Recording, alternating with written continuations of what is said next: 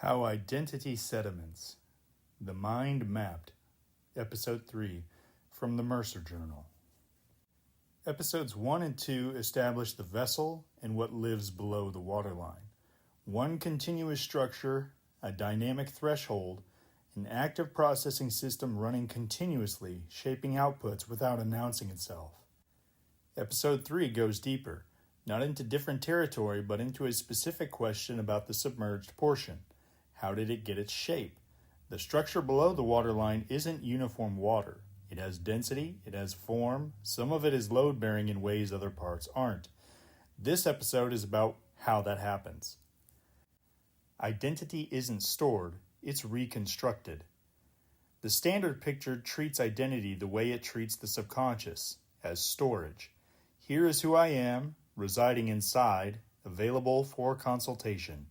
I access it when I need to know what I value, what I want, what kind of person I am. The research suggests something different. Much of what we call identity isn't consulted like a document stored in a cabinet. It's reconstructed from accumulated patterns that have already been shaping behavior for years. People often infer their identity by looking back at what they've done, especially when internal cues are ambiguous. Actions precede a clear understanding of identity. The pattern comes first. The self-concept forms around the pattern afterward.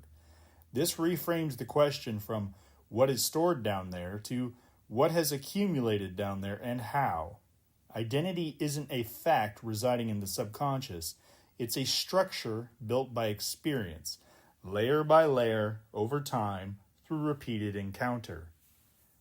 What sedimentation actually is. Episode 2 introduced sedimentation in its simplest form. Conscious effort becomes automatic execution through repetition. The shoe tying that required total concentration becomes the shoe tying that requires none. The action sank. Identity sedimentation is the same mechanism operating at a deeper level and on more fundamental material. Not just skills, not just habits, the patterns of response, the values that organize behavior, the emotional reactions that arrive before reasoning does, the sense of what is possible and what isn't. These are accumulated rights that have sunk below the waterline and become part of the conversion architecture. They don't just sit there, they actively shape how every new signal converts into experience.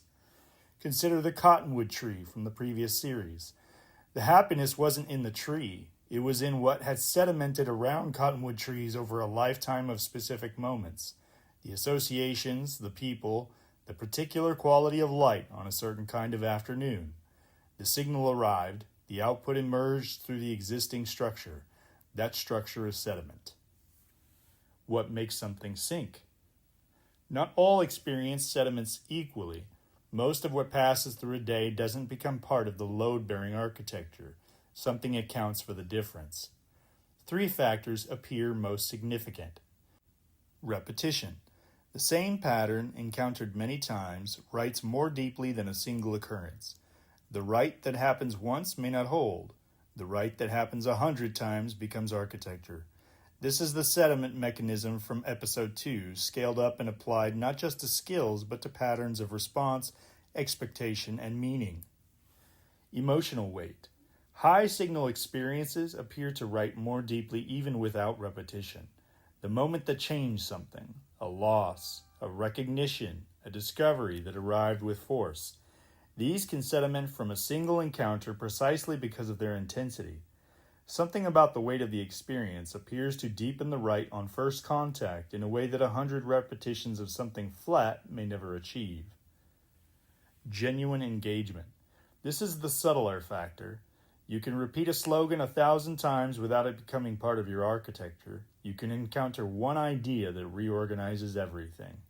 The difference appears to be something about active participation, genuinely wrestling with material rather than passively receiving it. Reading casually and discovering something that restructures your model both happen once. Only one appears to write. Mechanical repetition without real contact may accumulate without sedimenting. Genuine engagement. This is the subtler factor. You can repeat a slogan 1,000 times without it becoming part of your architecture. you can encounter one idea that reorganizes everything. The difference appears to be something about active participation, genuinely wrestling with material rather than passively receiving it. Reading casually and discovering something that restructures your model both happen once. Only one appears to right. Mechanical repetition without real contact may accumulate without sedimenting. Genuine encounter may sediment without repetition. None of these three factors alone fully accounts for what sinks and what passes through, but all three point in the same direction. None of these three factors alone fully accounts for what sinks and what passes through, but all three point in the same direction. What becomes load-bearing is what was met with presence, repeated, felt deeply, or genuinely engaged with, or some combination of all three. The load-bearing implication. This is where the model becomes important rather than merely interesting. What has sedimented isn't background furniture. It's the conversion architecture, the structure through which every new signal passes before it becomes experience. Change the sediment, and you change what everything converts into. Leave the sediment unchanged, and surface-level interventions will plateau because they're working on outputs generated by a structure they never reached. This explains something otherwise puzzling, why people who know exactly what they need to change often can't change it. The knowledge is above the waterline. The structure generating the behavior they want to change is below it. Knowing and changing are operating at different depths.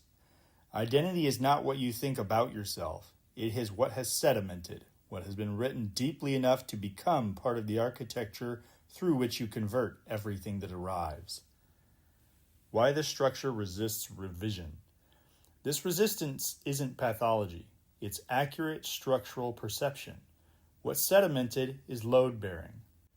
These structures aren't independent beliefs that can be revised one at a time without disturbing others.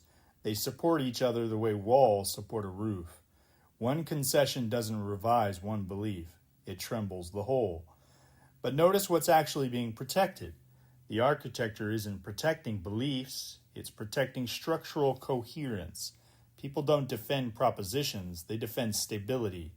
The integrated structure that allows conversion to happen consistently, that makes experience legible rather than chaotic. The resistance to revision is the system correctly perceiving the scale of what's being asked. This isn't weakness. This is the system working. Close. Identity is accumulated sediment, not a fixed essence read-off from inside, not a collection of beliefs held consciously and revised when better information arrives. A structure built over time, through repetition, through encounters that landed with weight, through genuine engagement that wrote when casual contact wouldn't, layer by layer, below the waterline, becoming the architecture through which every new signal passes before it becomes experience. The structure below the waterline is no longer a mystery to be uncovered. It is the architecture through which every future experience will be interpreted, and has been, without announcement, for as long as experience has been accumulating.